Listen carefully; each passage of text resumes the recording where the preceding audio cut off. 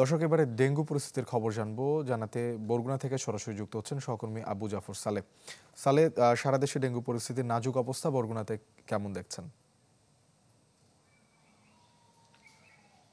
শোভন, যদি আমি বলি যে আসলে কয়েকদিন আগের থেকে ডেঙ্গু পরিস্থিতি কিছুটা স্বাভাবিক হতে শুরু করেছে, যেটি হচ্ছে যে আমি যদি আপনাকে বলি যে গত 24 ঘন্টায় বরগুনা জেলায় 22 জন নতুন রোগী ভর্তি হয়েছে এবং এখন আজকে পর্যন্ত কিন্তু 59 জন রোগী ভর্তি আছে।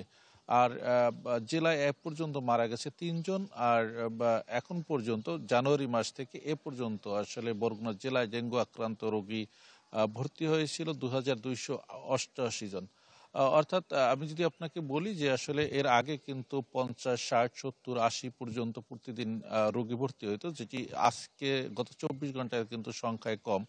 আর যে বিষয়টি আপনাকে জানিয়ে রাখি যে আসলে বরগুনা জেলার যে রোগী বা মানুষের যে একটি ভরসা স্থল বরগুনা জেলা 250 জেনারেল হাসপাতাল, তো এই হাসপাতালটিতে আসলে বেশিরভাগ রোগী কিন্তু এখানে ভর্তি হয়ে থাকেন।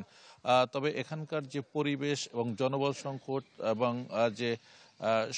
যে খাবার সবকিছু মিলিয়ে যে একটি সংকট রয়েছে বিগত দিন থেকে, এবং চিকিৎসক সংকট সেটি কিন্তু রয়েছে। এবং যে রোগীরা রয়েছেন, রোগীর স্বজনরা রয়েছেন, তাদের কিন্তু পরিষ্কার পরিচ্ছন্নতার বিষয়টি নিয়ে আসলে নানান অভিযোগ রয়েছে। সেটি আগেও ছিল, এখনো আছে। তবে চিকিৎসকরা যে বিষয়টি বলছেন যে আসলে যে অর্থাৎ এখানে 250,000 হাসপাতাল থাকলেও এখানে যে খাবার বা অন্যান্য আসলে বরাদ্দ রয়েছে 100,000, এবং চিকিৎসক সংকট তো রয়েছে। এবং সেখানে যেটি হচ্ছে যে চিকিৎসকদের দাবি হচ্ছে যে তারা এই স্বল্প সংখ্যক চিকিৎসক দিয়ে তারা চেষ্টা করছেন রোগীদের আসলে সেই সেবা দিতে। এই ছিল বরগুনা থেকে সর্বশেষ। শোভন।